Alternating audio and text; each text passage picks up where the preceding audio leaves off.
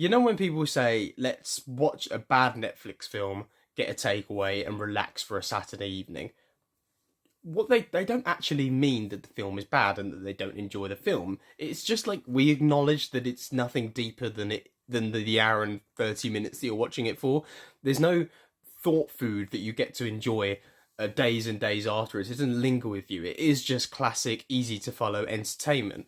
And this is what this film is, Flight Risk, and it reminded me of what sort of reviewer I am, in that I remember what it was like very clearly. I've only been doing this for 2 or 3 years. I remember what it was like being an adult who could enjoy trashy films. It's still something that's well and truly in my DNA, even though I've probably been called like a little bit of a film snob. Uh, I still know what it is like to enjoy these films, and therefore, when I saw that this film was getting trashy reviews and 21% on Rotten Tomatoes, I did initially forget that actually I might still enjoy this film, and I had to pause. I am a big fan of Mark Kermode, his film reviews. I think he's the best film reviewer on the planet. I had to pause his review halfway through because I was thinking, actually, we're just not the same people. I still think there's a very wide, very vast place in this world for films like this. And I think that's the bottom line. I actually did kind of enjoy this film. I was along for the ride. It was a very simple premise. Three characters in a room that they probably shook a little bit to make it seem like it was a plane. And that was basically it.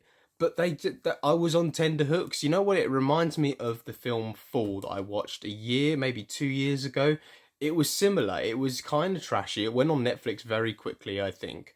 But you do get the enjoyment. You get the white knuckles. You get the grinded teeth, and you can't necessarily deny that just because you're like, oh well, it's not that profound. It's not that clever.